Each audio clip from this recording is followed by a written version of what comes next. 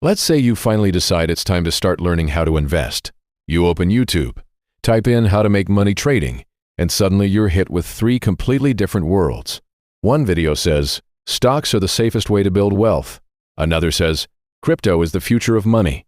And then a third one pops up claiming, Forex traders make thousands per day from their laptop. And now you're sitting there thinking, okay, which one am I actually supposed to learn? Stocks, crypto, Forex? They all promise opportunity. They all have people claiming massive profits. But here's the problem. Most beginners don't just choose one. They try to learn all three at the same time, which usually leads to confusion, frustration, and sometimes losing money. So in this video, we're going to answer a simple but important question. If you're starting from zero, what should you learn first?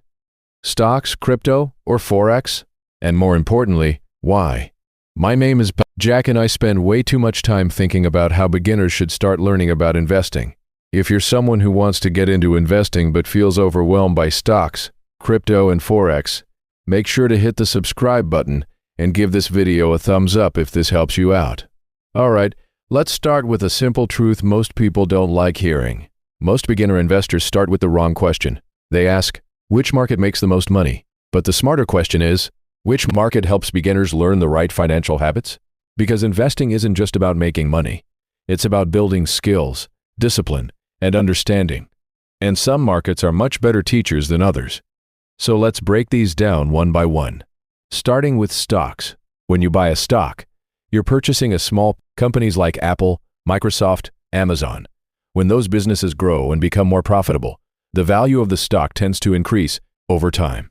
Historically, the S&P 500, which represents the 500 largest companies in the US, has returned roughly 10% annually, on average over the long term. Now, of course, markets fluctuate.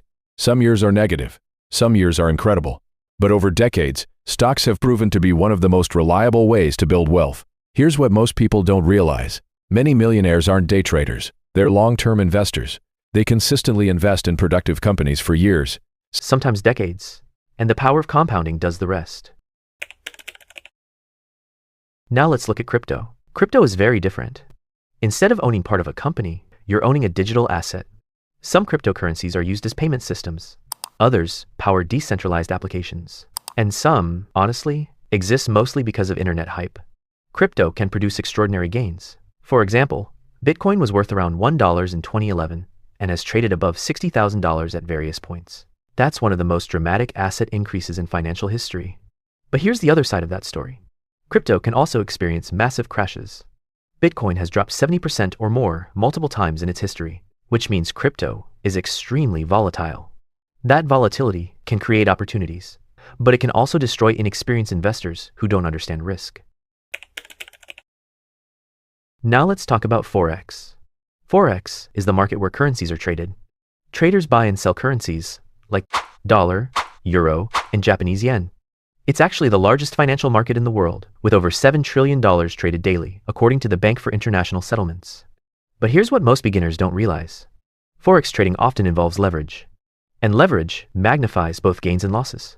For example, a trader might control $10,000 worth of currency with only $500 of their own money. Sounds exciting, right? But if the trade moves against them, losses happen just as quickly. This is why studies from multiple brokers show that 70 to 80% of retail Forex traders lose money. Not because the market is impossible, but because the risk is extremely high for beginners.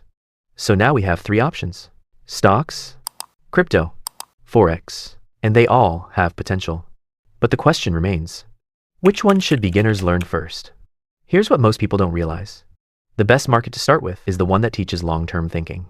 Because the biggest mistake beginners make is treating investing like gambling. They chase quick wins. They jump between strategies.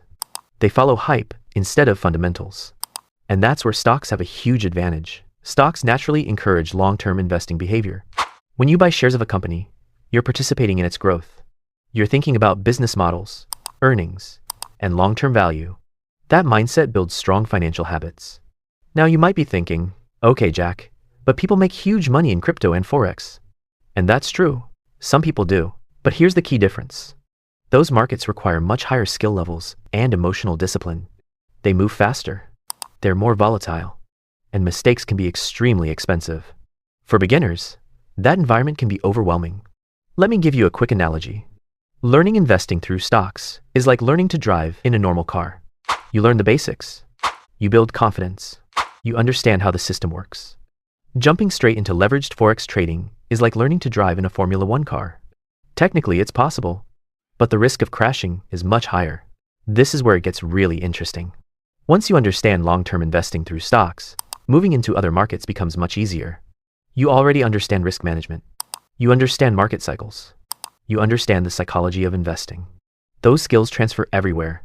Let's look at a simple example. Imagine someone invests $500 per month into a diversified stock index fund. With an average 8% annual return, after 10 years they'd have roughly $90,000 invested. That's not overnight success, but it's real financial momentum. And momentum is what creates long-term wealth. Meanwhile, someone chasing quick profits across crypto and Forex might experience huge wins, but also huge losses. Without a foundation, those markets often become expensive lessons, which is why many professional investors recommend a simple progression. First, learn long-term investing in stocks.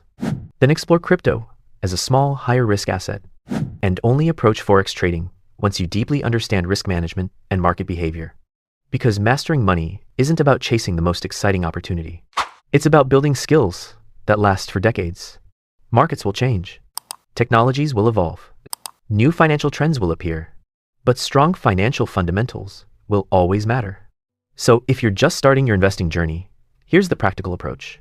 Start by learning the stock market and long-term investing. Once you understand those basics, explore crypto cautiously as a small part of your portfolio. And treat Forex trading as an advanced skill that requires serious education and discipline. Follow that path and you'll avoid the most common mistakes beginners make. And remember, the goal isn't to get rich overnight. The goal is to build knowledge, discipline, and financial momentum that compounds over time.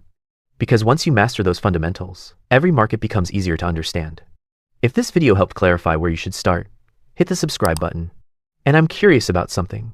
Which market interests you the most right now? Stocks, crypto, or Forex? Let me know in the comments. Because your investing journey starts with one simple decision: choosing what to learn first.